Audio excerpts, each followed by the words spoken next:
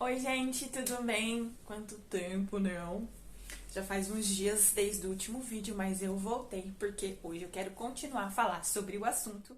Oi, gente, meu nome é Emily Lorenzoni, eu tenho 28 anos, sou casada, sou paranaense e moro atualmente no estado do Rio de Janeiro.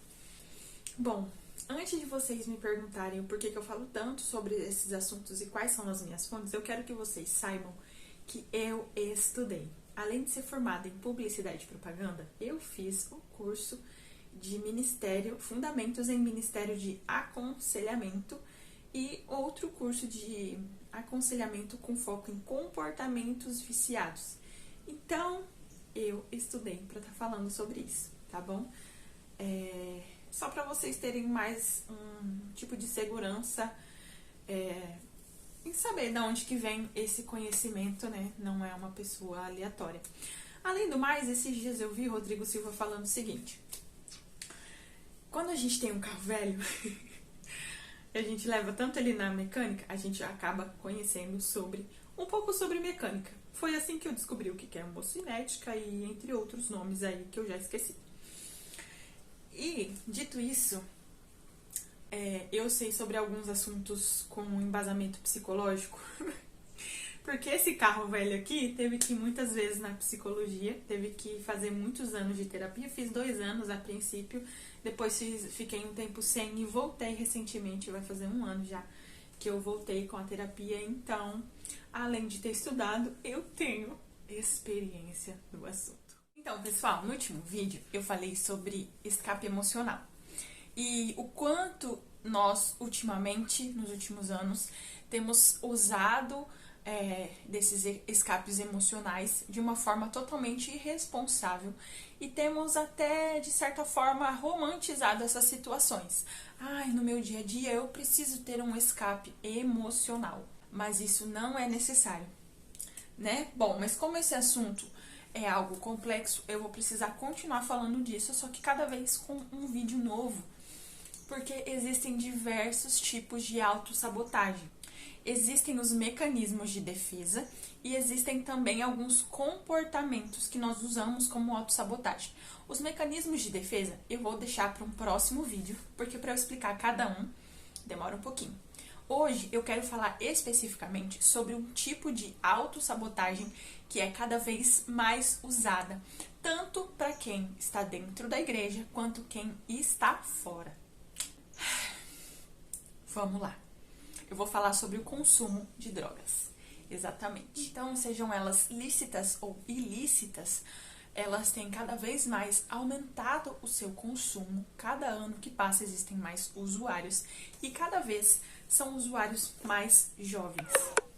Mas dentro desse assunto existem vários tipos de perguntas recorrentes, tanto para quem usa, que se pergunta, quanto quem está de fora, que vê a pessoa que está usando e se pergunta, que são, por exemplo, por que isso está acontecendo comigo? Por que isso acontece? Como isso começa?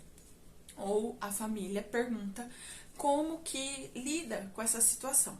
E bom, esse assunto é um tipo de autossabotagem. Nós recorremos à autossabotagem para fugir da nossa realidade.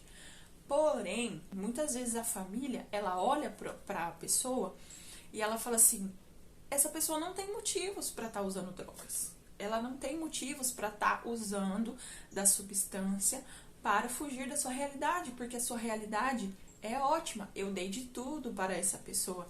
Ela tem de tudo, ela estuda, ela come, ela tem tudo que ela precisa, o que ela quer, ela tem. Porém, não é sobre isso que nós estamos falando.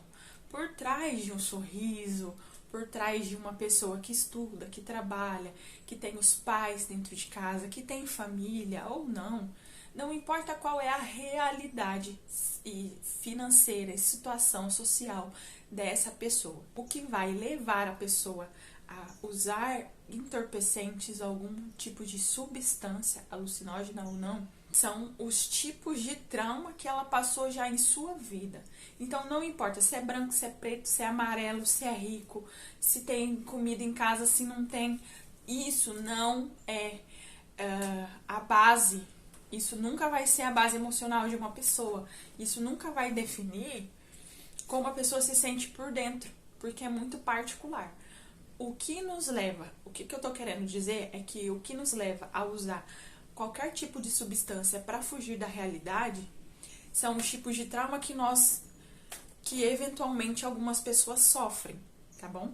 E muitas vezes as próprias pessoas que passaram não vão se lembrar, não vão ter consciência do porquê elas fazem isso, tá? Então, muitos usuários não falam assim: estou indo usar droga porque eu apanhei muito da minha mãe quando eu era criança. Estou indo usar drogas porque eu fui abandonado pelo meu pai.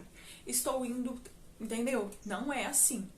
A pessoa tem um comportamento de forma inconsciente, ela se rebela de forma inconsciente. Na cabeça dela, não está totalmente separado. Estou fazendo isso por causa disso. Pelo menos não quando ela tenha uma menor idade. Estou falando de adolescentes e jovens novos, tá? Existem muitos adultos que têm a consciência e fazem. Aí nós estamos falando de outro assunto, tá bom? Mas eu quero focar nesse mesmo. Então, existem muitos pré-adolescentes, adolescentes e jovens de pouca idade que eles fazem isso sem saber o porquê. É inconsciente.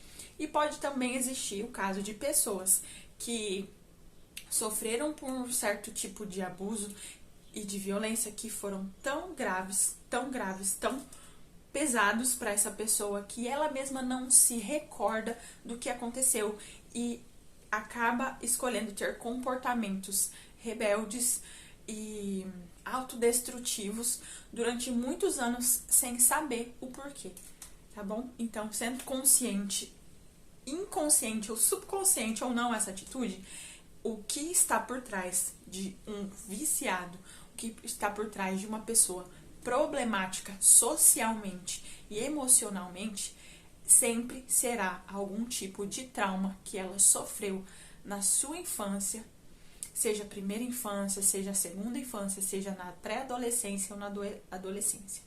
Então agora eu vou explicar aqui para vocês quais são os tipos de violências em que nós estamos sujeitos a passar e que podem desenvolver na nossa vida alguns tipos de comportamento autodestrutivos, como o uso de entorpecentes e qualquer outro tipo de autossabotagem destrutiva, seja substâncias lícitas ou ilícitas, seja o consumo de bebida, seja vício em remédios, seja o que for, beleza?